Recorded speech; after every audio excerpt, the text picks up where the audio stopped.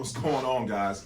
Welcome to the Pull-Up Experience. We have another great edition for you guys tonight. We have Miss Myesha Watkins tonight, and she's gonna talk about her great organizations, which are Healing for the Homegirls and Counseling for the Culture. And we're gonna talk about just healing the community as a whole and how she turned that to a business. Which, by the way, that's such a dope concept. I appreciate it. No, absolutely. And now, without further ado, Miss Myesha Watkins, how you doing today? I'm good. How you doing? I'm doing good. I'm doing real good. This has been an episode we've been trying to get for a while now. Shout out to Angel. Shout out to my big homie Walt, man. Shout out to Walt, Get Up Therapy. Yeah, shout out to Get Up Therapy, man. And once again, y'all are doing phenomenal things to change the city, right? And like anything else, we know the pockets it all started somewhere, right? Yeah. So first of all, where did you grow up at? Where's your hood? So I grew up on Eddy Road, 117th in St. Clair. Okay, shout out to St. Clair. Shout out to Open Pit. There's always a debate about Cam's or Open Pit. Definitely Open Pit. Get the record straight. Let's start there. So grew up inner city Cleveland, St. Clair, Eddy Road area. When I was in 7th grade, I did move to the west side of Cleveland. Mm-hmm. Complete culture shock. And the lifestyle that my family lived, I didn't see white people often. Like, especially young white people. I seen adults that came over and did their thing, whatever they do in the city of Cleveland. And then when I went to the west side, I was like, okay, all right, this is different. So from 7th grade into high school, I was on the west side of Cleveland. Okay, what high school you go to? I went to John Marshall. I'm a lawyer. Marshall. There we go. Shout out to John Marshall. I went Shout out to to John Marshall. That's west side too. Yeah. Shout out to the west side. Shout out to the west side. No, absolutely. East side till I die, west side. I gotta give it up to the west side. Absolutely. And I'm about to say, it don't get no more Cleveland than Open Pit, by the way. When you said Open Pit. A little snack pack with some sauce. Shout out to Open Pit. It's under new management, but shout out to Open Pit. No, absolutely. It's a staple of the city. Yes. So, okay, let's talk about the beginning. So, let me ask you this. Was healing the community, was it always embedded inside you, or was something that was cultivated as you got older? Like just being a person who wanted to do what you do now? Yeah, so like I went to school to be a social worker. So I have my master's degree in social work. So as social workers, we are the superheroes that are trying to change individuals, communities, and families. The thing about social work and direct practice is sometimes we want it more than the community, the family, or the individual. So moving from direct practice to a more macro or micro type of state was really important to me because you can get like compassion fatigue, you can burn out. So I really wanted to figure out how can I heal the hood from a different lens. I've never heard of compassion fatigue. It's real. No. I'm about to say because you gotta break that down because that's a term that I felt it when you said it. Yeah. Though. Compassion fatigue. You care so much that you're just exhausted, right? Like you have this young person who you see the vision so clear and he's just like, yo, I don't see it, Myesha. Like, I don't see it. And you're just like, yo, let me show you. If you do A, B, and C, this will be the outcome. It's just like, I can't see it for myself. So imagine if you have 15 people that you're going to bat for and they just can't see how dope they are. Right. Eventually, you're going to be like, damn, am I doing a great job? Yeah. Or are they just not there yet? Ooh. You know what I mean? So it's the balance. It's a balance beam. So I always tell people like, yo, I want to help you help yourself. And if you're not willing to put in the help, it's not going to work because I can't want it more than you. So like that's the struggle of a social worker. It's like sometimes we want it more than them and we just get exhausted. But keep showing up. Shout out to the social workers. Shout out to the social workers. No, shout out. No, absolutely. Because I think that's a thankless job that people just don't understand. Like you said, I just love that term, like compassion fatigue, and I feel like that can go in other capacities of different work or whatnot. But that's a great term. Absolutely. So let me ask you: so was social work always on the table, or was something else that you wanted to do when you just social work just happened, something you happened to gravitate to? So I always wanted to be a social worker or a case manager. So my mom had me at 16. Imagine being a 16-year-old mother and your only supports is a case manager or a social worker. Yeah. So like because they were there for me and my mom, I'm just like, yo, when I grow up, I want to be a social worker. But when I went to college, my guidance counselor was like, you gonna end up with more loans than you'll ever make in salary. Wow. And they really tried to deter me from not being a social worker, but it was so personal to me that if my mom did not have a social worker or a case manager when I was younger, we wouldn't have food stamps, insurance, clothing vouchers, invites to dope ass events where people give you Christmas experiences. So like nobody could deter me from wanting to be a social worker. Mm-hmm. And shout out to that counselor who tried to deter me. I'm making a lot of money.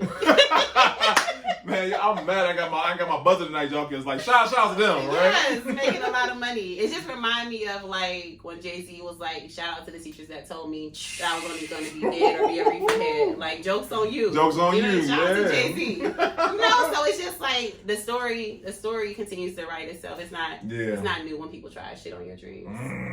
Come on now. We'll get to that in a minute or whatnot. So let's talk about your first years being a social worker, because once again, I'm pretty sure versus now, but when you first began, like there was turmoil that you had to experience while starting out. Absolutely. So when I was in college, I did 4 years as being a janitor in college, and I was just like, and that's when I started having appreciation for like you can be a leader from whatever job you lead. And you know, I have a lot of references, even in the American Gangster movie when T.I. said, if I was to be a baseball player, my nephew would have been that. You know what I mean? So it's just like, it's about perspective, right? So when I was a janitor, I just took pride in being a janitor because that's somebody's aspiration. Who am I to not fulfill that role to the best of my... I was cute though. I had my heels on. I had my little... because I was in college. My man might have saw me cleaning up the bathroom. So after I graduated, I was making $9.87 as a janitor at Cleveland State.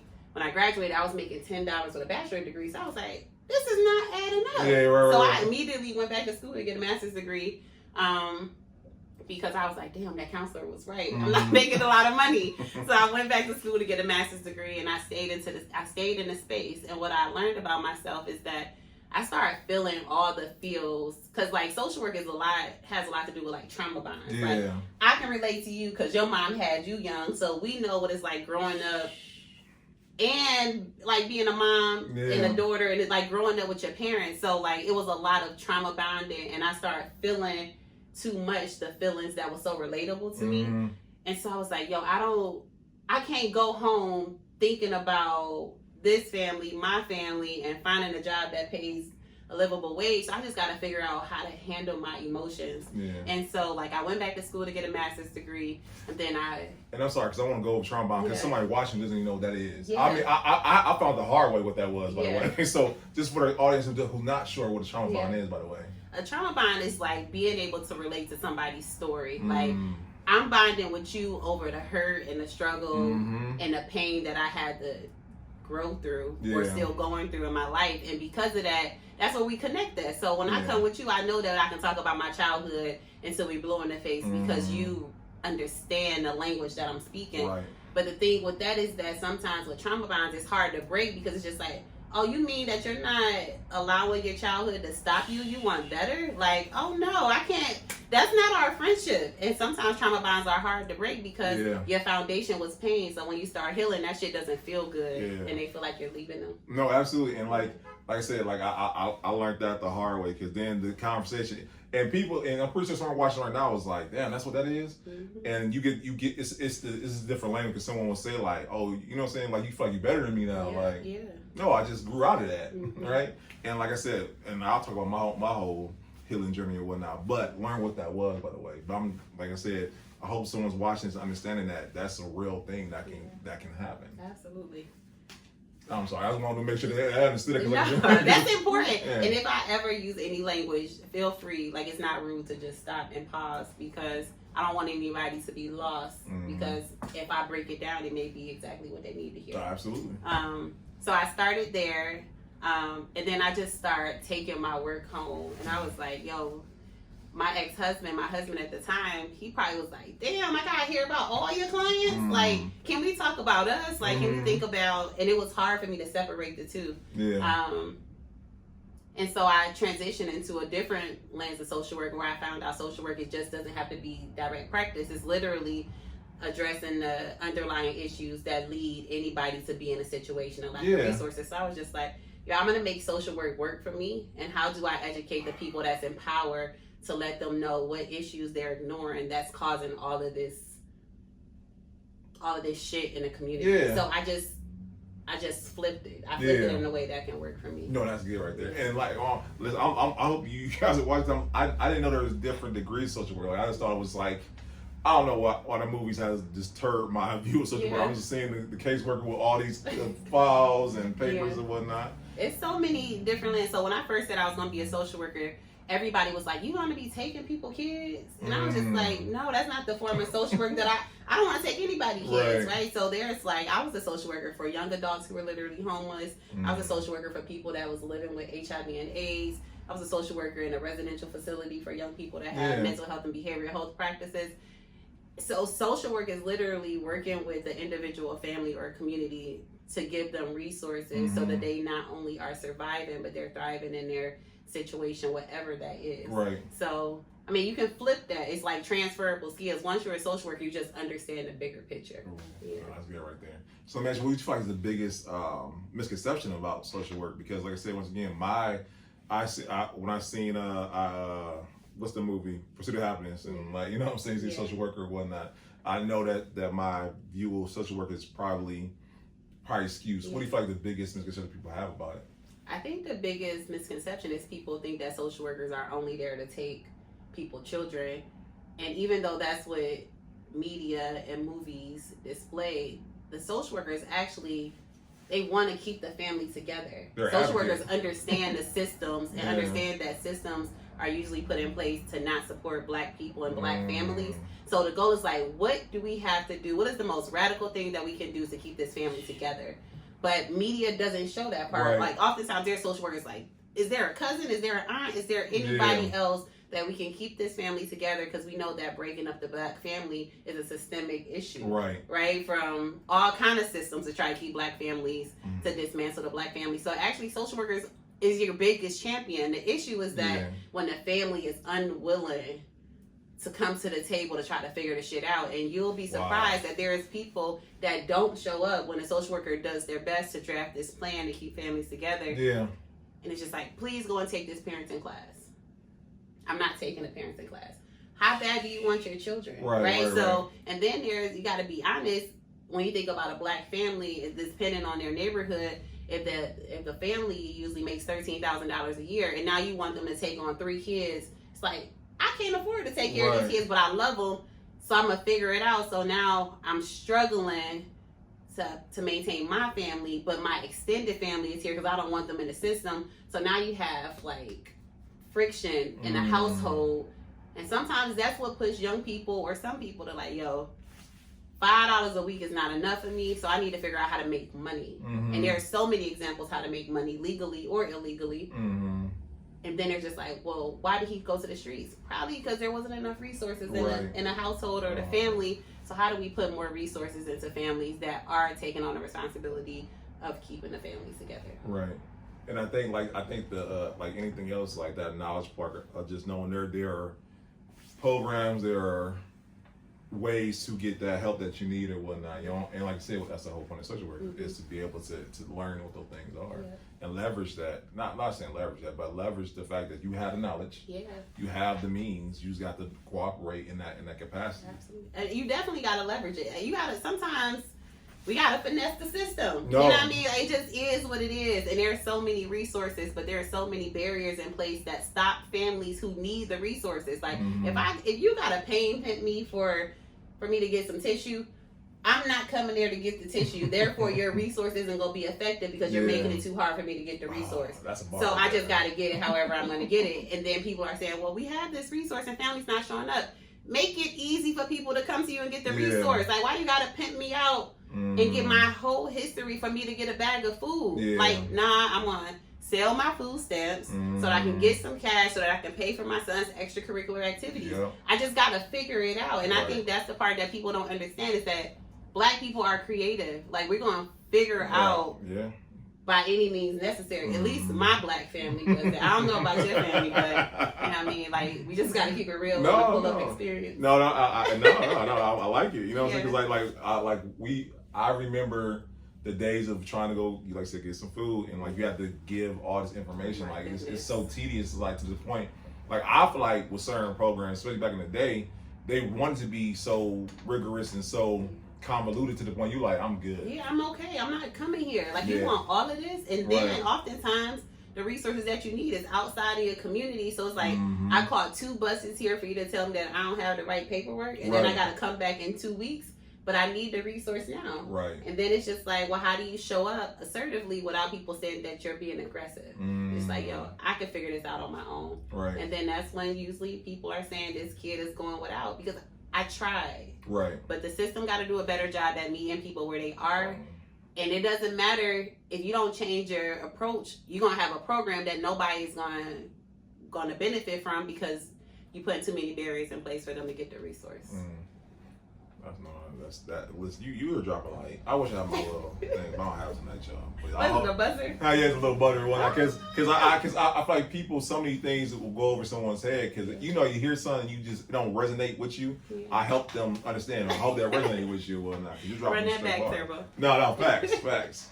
Okay, so I want to talk about the work that goes to getting your master's, because a lot of people don't understand, because you got them alphabet letters behind your name. What the work that go behind that? Because there's a reason why you got the certification, why you got those accreditations.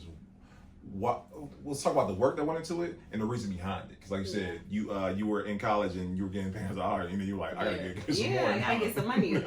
So I think one thing that's important to know is that I'm first generation everything in my family. Come on now. So like, shout out to you. The pressure of being first generation everything is that you don't have the luxury of quitting.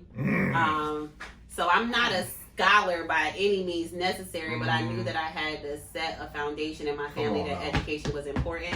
So even when I wanted to quit, like, I didn't have that luxury. I didn't have that privilege. I knew that I wanted to be a mother one day, and I knew that I needed my daughters to say, shout out to my daughters, Ellen, Corey. I knew I wanted them to say, my mother went to college. My mother graduated from high school. My mother got her master's degree, and soon they're going to call me Dr. Mommy. However, come on now. It's really important that when you're trying to change the foundation and like the culture of your family, that you just got to do it because it's bigger than you. Yeah. So like, none of this was personal for me. I did this so that my daughters wouldn't have to say, I don't have the example. My mother is the example. So like, I'm so proud to say that I have so many cousins since 2006 that have graduated from high school. Yeah. 2 of them are in college. 3 of them have served our country in the Air Force. But before that, it was not existent in my family. So like, all of those nights, those days when I was a janitor on Cleveland State campus, all of that is paying off because shout out to my mom. So my mom had me at 16. She dropped out of high school. At 50, she got her GED, and now she's in college. So like, that's what it's about. That's what's up. Young or old, how do I do what I need to do for people that's younger, old in my family to see that it's possible? That's good. You know what I mean? Shout out to my mom. Hey, mama. No, that's good right there. No, that's what's up. And once again, so I don't want to get spiritual on it, but I know TJ said this great quote. I love it. He's saying there's a blessing in a person that breaks the curses. You know what I'm saying? Yep. And the fact that you're setting a foundation, not only just for of course, your daughters, but once again, for everyone that comes after you, you know? So shout out to you, by the way. I appreciate that. No, absolutely. Okay, so let's talk about, not saying pivoting, but you took what was already instilled inside you, the knowledge, and then you created I feel like a brand, but a business also. Yeah. So let's talk about that. Like how did that come about, and what cultivated that? So I created something called Counseling for the Culture, which is a private pay. Shout out to the culture. It's a private pay mental health organization. And as a social worker, what I would see is that a lot of these mental health and behavioral health agencies is ran by people who don't have no connectivity to the communities that they're serving. In other words, these organizations was whitewashed. It was ran by people who were coming into the community to fix a problem that they weren't even proximate to. Like, they don't even know what it takes. And oftentimes it was people like me that was educating people who didn't look like me on what's going on in the community, so they can go and talk about it and get money to fix the problem. But it was on the backs of us that they were able to communicate in a way that they don't even understand. So like, I was hearing in these places that like, yo, Black people are not receptive to counseling. Black people don't want the help. Black people don't talk. I was like, yo, that's not true. It's just not enough Black people in spaces where other Black people feel comfortable to talk about what we're going through, because in talking to somebody else, it's like we're trying to educate them on how to help us. And like, how is that helpful? You know what I mean? So creating Counseling for the Culture was really like creating a space where I know Black people will come, where I know Black people will share, and they will have somebody that looked like them to be like, yo, you get it. Mm-hmm. And not to trauma bond, but to say, yo, like, I still have family that's going through what you're going through. So I'm not talking from academia. I'm talking from lived and shared experiences with a sprinkle of academia on it, so that I'm not healing you from my perspective only. Right. I'm healing you from best practices, right? Come on now. So like, I have this goal and this vision to get a house, and I want to go back to where I grew up. So in the St. Clair neighborhood, I want to get a house, and I wanted to have like 6 different rooms, and I want every room to be a different healing space. So like, if you were hurt in your bedroom, how do you go back to your bedroom and undo or talk about where you were hurt? If you always wanted to have bonding time with your family over dinner, how do we go in the living room and eat a meal and talk about therapy? If your community hurt you, how do we go right outside into your community? You don't got to catch buses and go and beautify the community if that's what it's about. But I want the field to feel so black, like my great-grandmother's house, where it was like plastic on the couch. I want a TV sitting on the TV. Like, I want incense burning. I want Money Man air freshener in the bathroom. Like, I want a pot on the stove for no reason. Like, I want plastic runners. Like, I want people to be able to, I want people to be able to come in and feel the black ambiance. Like, I want them to feel like, maybe I didn't feel this growing up, but I seen pictures of what it felt like to feel love. So I want a space that embodies that with a non-traditional counseling approach, where like, you picked a space in this house that you want to heal, do your session in, and whether that's like, I want to just go lay on the bed and talk to you. I don't want to be in front of a computer and you in a chair. I want to create the vibe that I want. So like, that's my goal for Counseling for the Culture, is to create a space in a community that employs people from the community to take ownership in a counseling space, where it's like, yo, we about to go get a counseling session, and it's right down there on the corner, and I want the community to take ownership of it. So like, that's my goal for Counseling for the Culture. And but right now, I just meet with people who want to invest in their mental health through either group therapy or individual counseling, and we just make it work. No, that's awesome, by the way. I like to think we're in the time on our, I guess, in the Renaissance per se, because like, I remember the only close thing we got to therapy was sitting in the barber seat, right? Yeah. And I can say for myself, at 36, I go to therapy twice a month or whatnot, and I can tell you, it's like it's a freeing experience, really it is, to be able to, you know what I'm saying, talk about the things that you normally wouldn't talk about in other settings, because you can't talk about it with your homeboys, you can't talk about it with certain people, you know what I'm saying, and talk to a licensed professional. And another one, and another point is, talk to someone who looks like you. Yeah. It does something. It helps. Yeah. Really, it does. So no, shout out to what you're doing, because when I first tried therapy, unfortunately, no offense to the Caucasian people, whatnot, it's just something about telling someone about my experience and they can't relate to it, you know. But being able to talk to someone, they be like, I don't know, I understand where you're coming from. It's just a better experience. So shout out to what you're doing. Thank you for that. I appreciate that. So let's talk about healing with my homegirls, because that's I think your brand it's dope. Like, y'all shout out like merchandise and everything and whatnot, because that's dope though.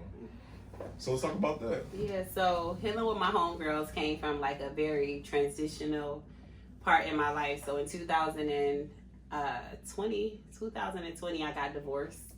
And with being divorced, you know, there are so many people that want to show up for you. Like, and oftentimes they show up from you in a way that's like targeting the other person, right? Which was my ex-husband, which is the father of my children, which means when you get a divorce, the love don't go away. So you're still very protective. Yeah. So in this space, people were showing up for me in ways that didn't honor my heart towards my ex-husband, and I wasn't receptive to it. So I said, well, what would it look like to take the focus off of me and put it on we, where we can heal collectively? So like, me and maybe 5 or 6 of my homegirls went to a cabin out in Tennessee, and that was the first ever healing with my homegirls. I was like, yo, I don't want to talk about my divorce, but I want to talk about how collectively we can all heal from something that hurt us. That's like dope. How we're all grieving something. It may not be your divorce because you haven't been married, but it may be something else. Like, grief is not specific to loss of life, but loss of whatever's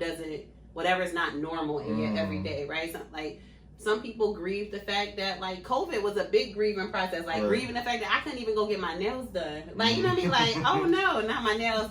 But like, I created that space out of pain, because I wanted my whole, people don't know how to show up for you. So you got to show people how to show up. And so like, so in doing that, it was so effective that I was just like, yo, I want to offer this sisterhood, this homegirl space to everybody. Yeah. So shout out to Sade of Relevant Connections. Shout out to Sade. Yo, Sade took my thoughts. Sade took my thoughts, put it on paper, and championed it, even when it was just an idea for me. Yeah. She was like, yo, I see this going somewhere else. And so shout out to Sade. And I'm about to say, if you have not seen Sade episode, I think Sade's like episode like 136. Watch her episode because she breaks down, like I said, the idea, but it's different between a program and actually being a nonprofit organization. Because you can have an idea and partner with a nonprofit, but it's a great episode. Watch it, please. Shout out to Sade. Shout out to Sade. She's relevant AF. Yes. I told her name really, Relevant Connection. Like that's a great name for your organization because that's good stuff. Right there. Absolutely. And this is one thing I saw. I took a course on grief recovery, and this is what I realized about grief. Mm-hmm. Like perspective is one thing, right? Absolutely. But the first thing they say in grief recovery is that a person can be grieving their cat and you can be grieving your grandmother, and the level of grief can be the same. Absolutely. In two different people. And I like that just blew my mind about how perception is a monster when it comes to, you cannot say to someone, your cat died, it's not the same as my grandmother. No, to that person, that same grief might be the same equivalent or whatnot. And it helps you, I feel like it helps you have empathy, it helps you be compassionate and all that good stuff. So that's a great concept, by the way. They need one for men. Yeah. Because this ain't about me, but same thing for me. I got divorced, and unfortunately, I knew with my friends it was all bad. It was going to be strip clubs and alcohol and all the wrong things. And I said I wanted to take time to actually heal. Yeah. You know what I'm saying? So I'm not gonna get into it, but I prayed and I said, and this is why having some great support groups is always so important and whatnot. Because once again, I feel like to heal proper, you gotta take your proper time to yourself and get the right professionals. But once again, having the power of people around you also helps also. That's a fact. That's a fact. And then being strong enough to say, this is not the type of support that I need. Yeah. So like, I'm not big on asking people for stuff. So I remember reading in this book is that write down a list of things that you need and give it to people that's asking to support you. So maybe the support that I needed was somebody to come take my trash out, or maybe I needed somebody to cut the grass, or maybe I needed somebody to bring meals over, or maybe but giving people opportunities to help you was really, really big. So like sometimes when we go through hard spaces like a divorce, and I always tell people like everybody want to have an input on people's marriages, but if you haven't been married, your opinions really don't matter. And when you talk about perception, it's just like people feel like it got to be the struggle Olympics. Like, yo, why'd you get divorced? Like, why does it matter? I have the power to choose whatever the reason was. I don't have to go through whatever y'all went through to say this is not serving me anymore. So understanding that we have the power to choose, not just when it's extreme. Like some people are saying like, yo, I left my marriage because it was to the most extreme case where people can validate my reason for leaving. Nobody have to validate your reason for being out of anything that doesn't serve you.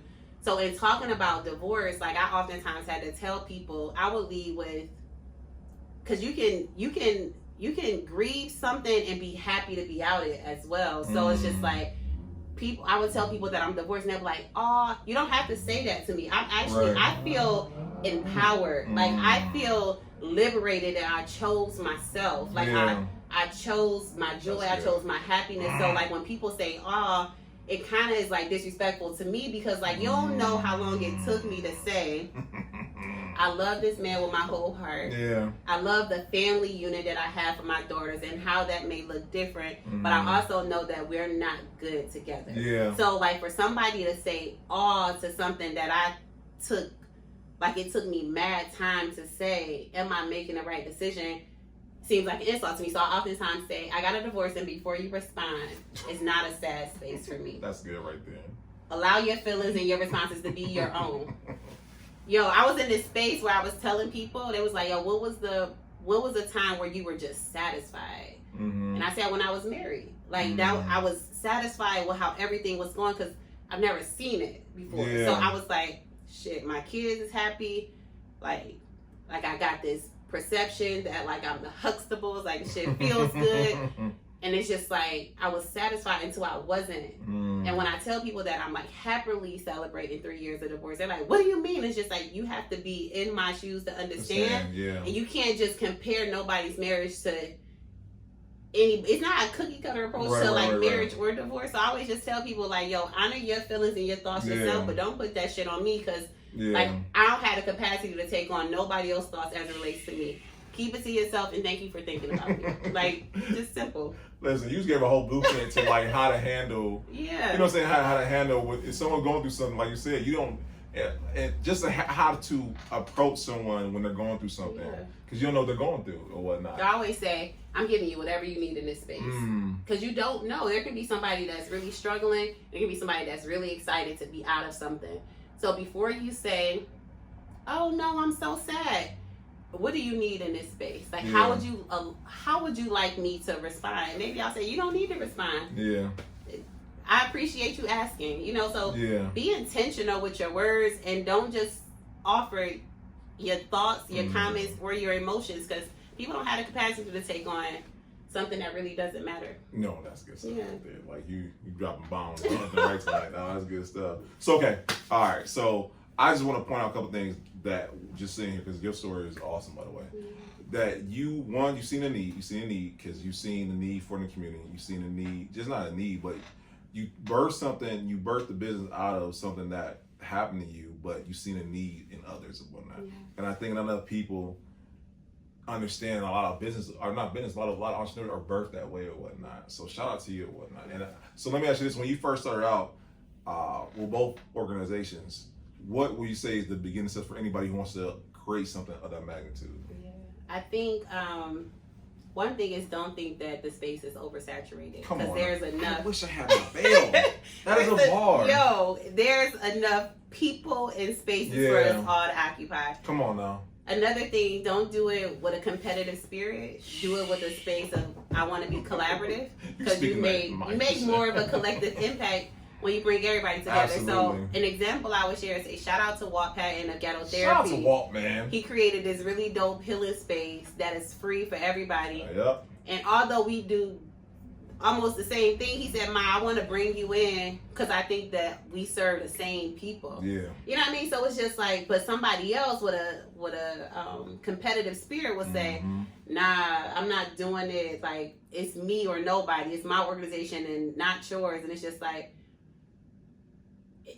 keep the focus on the people. Exactly. When you put the focus on you, all the shit that you telling people about what you want to do don't make no sense, because it's not showing in your actions. So like, keep the focus on the people and allow your organization time to grow. Like, don't allow Instagram to make you believe that this shit is easy. It's really hard. You get mad no's even though your organization and your mission is good. So like, don't feel like because people are telling you no, that what you birth is not important, because that's not the case. Just continue to stay consistent to like why you started it and the reason that you started and the people lives who you're going to impact because of it. And even if it's like one event a month or one event a quarter, you're still creating an impact until you build a capacity to scale up. No, that is awesome. And like I said, shout out to Walt, man, because if anybody's who's met Walt, is that he's very collaborative. Like, he is all about collaborating with people and elevating people. So shout out to him, and shout out to once again what y'all doing and whatnot. And like, shout out to Angel. Shout out to I love Angel. Is oh my gosh, she has the spirit. She always talk about superpowers. Like, her superpower is showing up for everybody. I remember one summer she was going from block to block to block to block to block to support people. And not only was she supporting with her physical presence, like, she was using her platform online to say, pull up, support. Like, shout out to Angel. She's a different woman. And if the world had 1 million angels, the world would be a lot better. No, absolutely. Shout out to Angel. Run for office, Angel. You should run. You should run. Angel. You got my vote. She should. And she fly. Yeah, absolutely.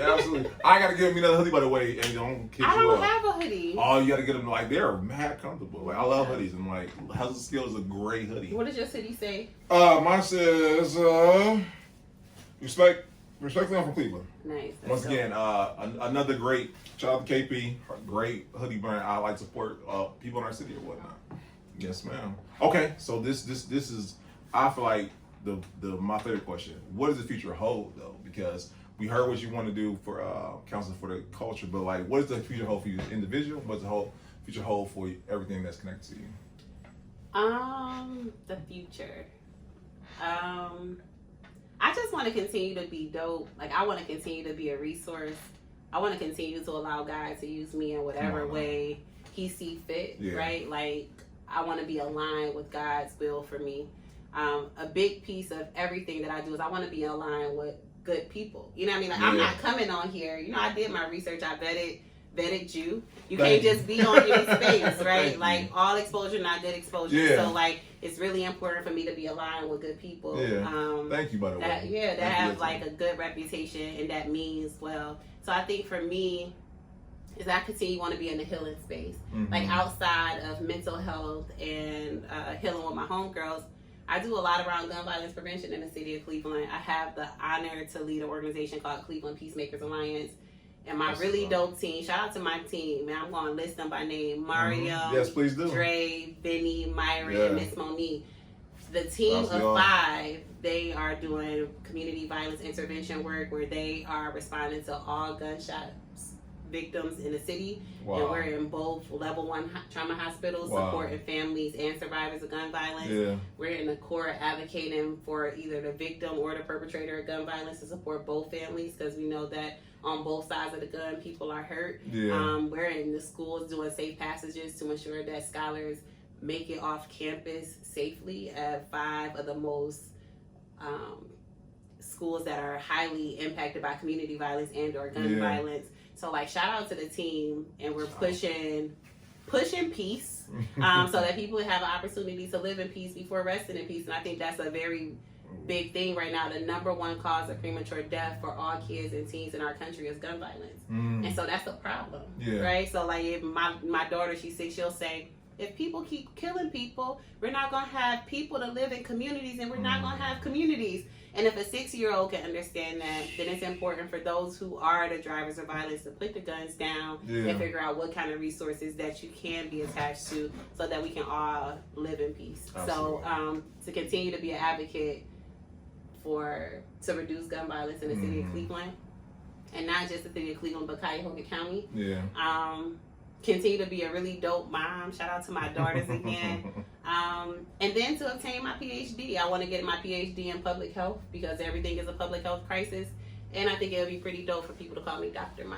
No, that's dope. That's dope. That's a great aspiration. Yeah. Right there. Okay, so if anyone watches this podcast, I'm pretty sure you've seen, we like to ask stable questions, right? Yeah. Because the podcast was birthed out of the spirit of collaboration, right? But as you know, our city has a bad stigma. But once again, you are an example, that Wall's example, that Angel's example of that. But how do you feel like we can change that stigma of not being a city that comes together to collaborate? That's a really great question, and a question that requires a lot of thought. I think we are a city of people that's going to figure it out by any means necessary. Come on now. And sometimes the part that's necessary can create friction and can create problems.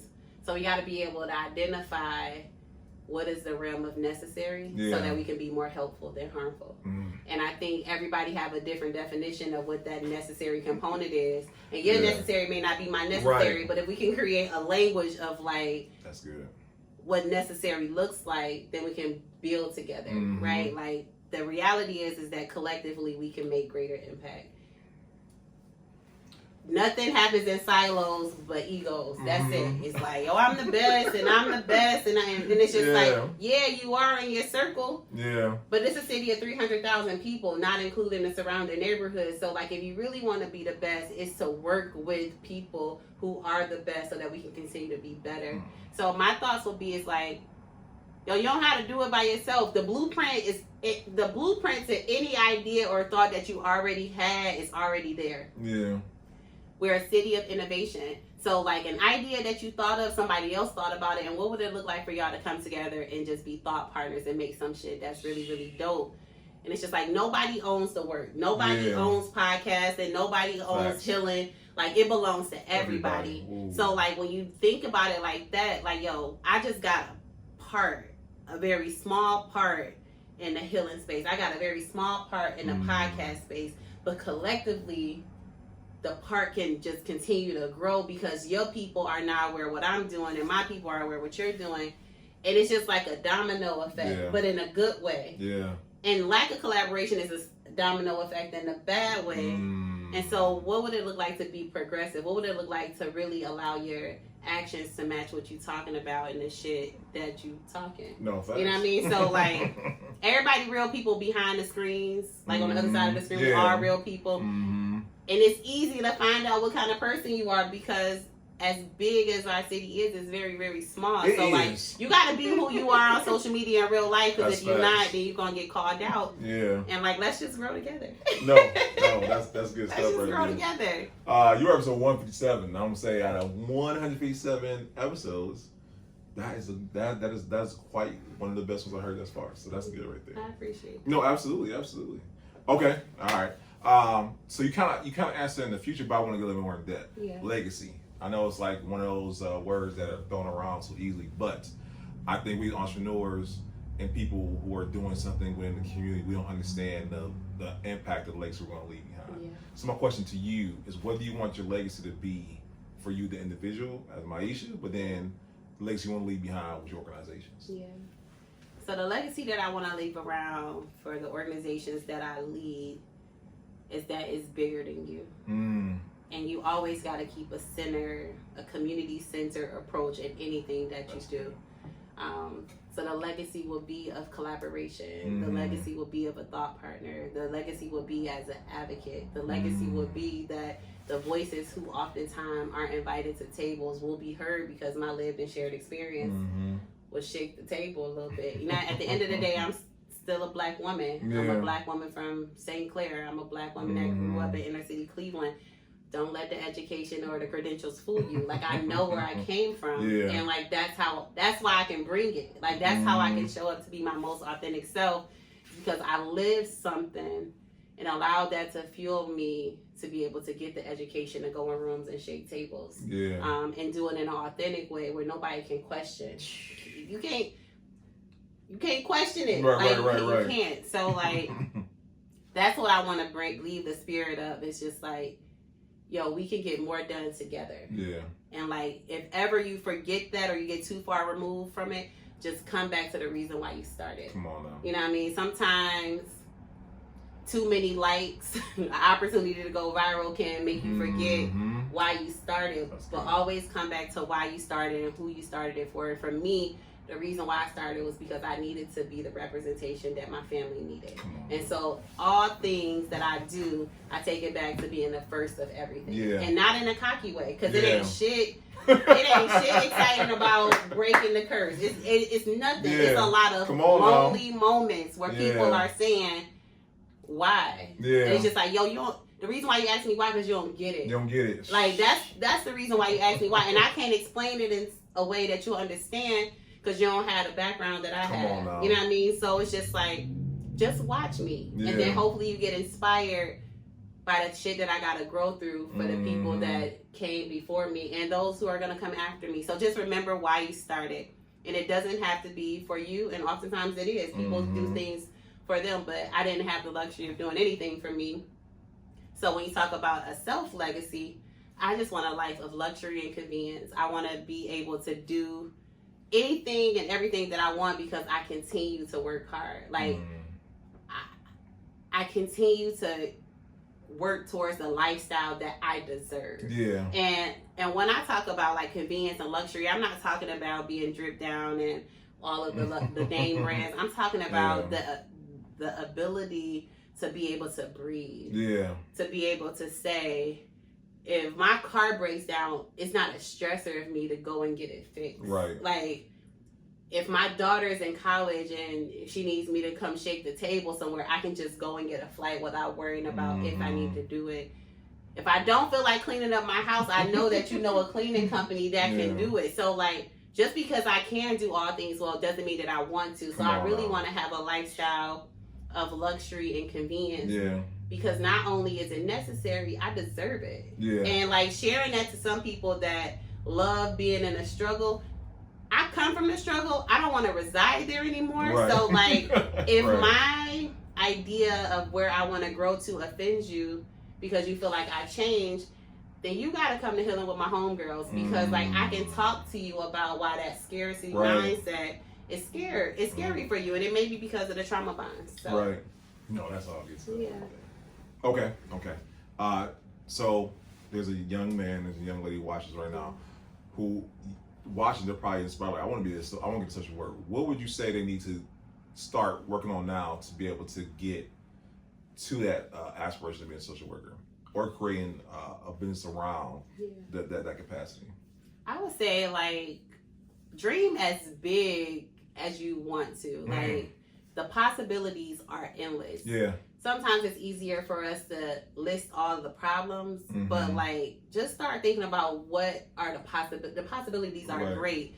So whatever you want to do, just look at your natural talents. Like, what is already in you? Something that you can do without thinking, something you can, like, you just do naturally. Like, naturally, I am somebody that people are drawn to for conversation. I can be anywhere. The laundromat, the grocery store, somebody want to tell me their whole life, and you better believe that I don't treat anybody like a stranger. If you come up to me and you're telling me something, you're trusting me with your story or your pain or your conversation, like there's mad people in the whole world, you chose me, I'm going to listen. And I'm going to do my best to connect you to a resource if that's what you need, or maybe just needed somebody to talk to. So since I know that those are my gifts, something that like God already gave me, I'm building on what I already have, instead of trying to create something or be something that I'm not. Come on. And it's not hard. Like, we can be whatever we want to be, so don't let that go over your head. But like, build on the God-given skills and talents that are already in you, and then go from there. That's so like, social work for me was personal to my upbringing. Yeah. But the social work skills were already in me, so the alignment was just there. So like, this shit is easy to me. It doesn't mean it's simple and easy are two different things. Right. Just because something is easy doesn't mean it's simple. I can tell people, work out 3 days a week. It just sounds simple. It should be easy. But somebody's life will maybe like, my schedule, I don't have the money, I don't have the finances, I'm not in good health, my ailments are not working like that. So I can't tell people, because it's easy and simple to me, that it will be the same for you. Right. So what I can say is like, whatever God blessed you with, or whatever person or higher power you believe in, whatever skills that you have, try to build off of that. Yeah. And don't get swayed by something that look like it's trending or popping. Just stay in your space. I'm not going to say a lane, because sometimes my lanes be like this. So stay in your space and grow from there. Yeah. And then just remember why you started. Like, why do you want to create a healing space? Why do you want to create a podcast? Do you like talking? Or maybe you don't like talking, but you want to go, like, literally figure out, why is it personal to you? Why are you attracted to it? And it can't be for anything that's outside of you, or it's not going to last. It's not going to be, you're not going to be consistent. The first barrier that you run into, you going to run from it.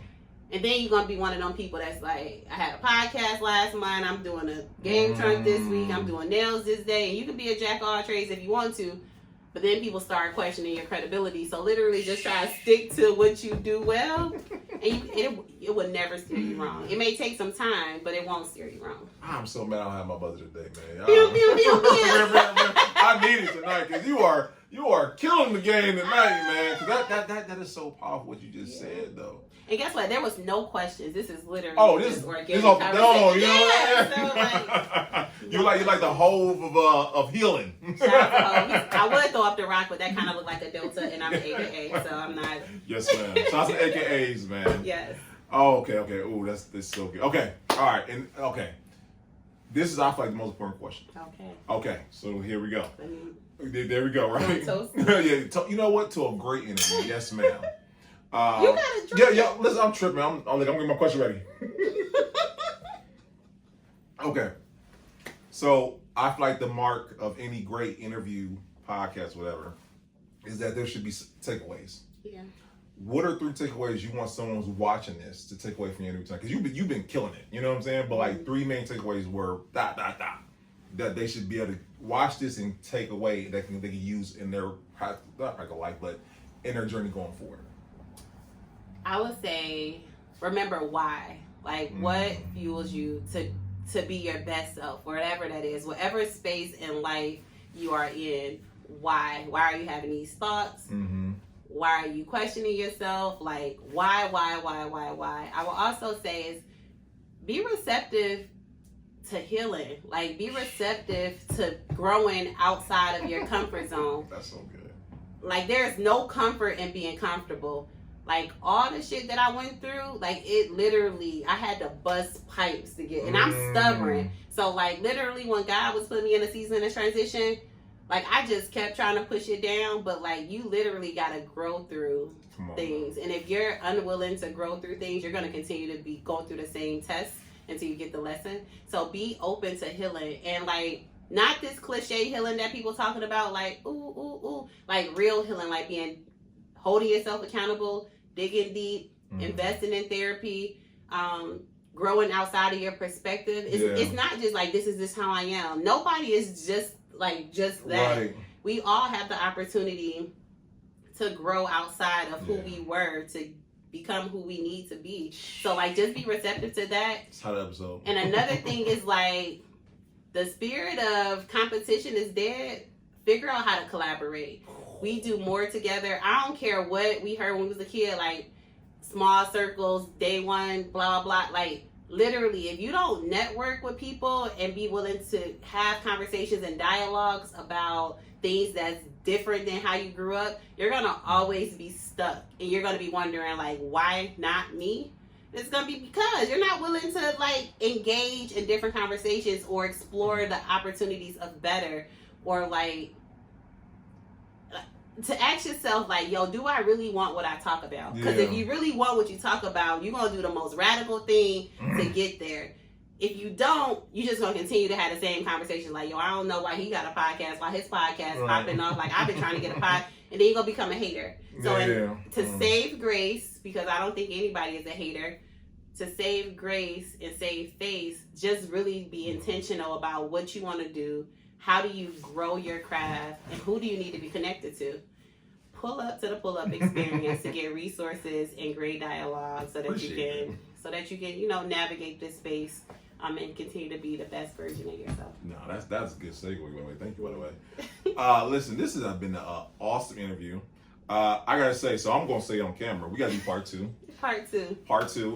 And I want to talk to Walt. Like, we gotta have. I want to do a panel discussion and just talk about, like, just healing for the community as a whole, and just have, like, a panel discussion. Like, I think that'd be dope. So we're working on that or whatnot, and this where collaboration is gonna come in or whatnot. But I appreciate your time today, because this has been. I hope you took notes, and I hope I'm gonna watch it tonight when I edit it tonight. I'm gonna be taking notes because it was so good. Aw, thank you. No, absolutely, absolutely. I appreciate you. So, okay, the most important part about the whole episode: where can people reach you? Where can they get in contact with you? If they want to book you for speaking engagement, they want to get a counseling session, they want to just be in your presence, how can they reach you? Yes, I appreciate that. So I never know my Instagram name offhand. Please forgive me. But my Instagram name is _mygirl.my. So _MYGIRL.my. Instagram is probably the best way. I do have a website for counseling for the culture. So it's www.c4tc.org. So www.c4tc.org. And that's how you can find me. All my extreme professionals, I'm on LinkedIn at Myesha Watkins. And for all Blaze people, I will have in the show notes so you don't go too far, so you can be able to book that and no excuses, right? Yes. I appreciate you once again. This has been a great episode. Like I said, it's been a long time coming, but hey, everything has a reason, and timing is everything. So I appreciate you. Like we always say, guys, we gotta pay some bills. I want to thank Myesha, by the way. She was part of the dating game, guys. Yes. It was a good time. They didn't pick me.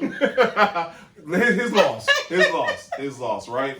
But guys, I want to thank the people who supported, people who came out. It was such a great time. And y'all know about the Club Experience. We have great events, something different, something that is just something different for the city. And we thank everybody who supports that. And we'll be helping some more or whatnot. So stay tuned for that. Next up, guys, what we have next coming up? We are going into the holiday season. But guys, we're bringing back the podcast training course we're putting together. Stay on the lookout for that, because we're going to show you how to start your podcast from conception to actual getting monetized. That should be coming up. We're trying to get that the first quarter. So I just wanted to put it out there. Just know it's coming soon. So just be on the lookout for that.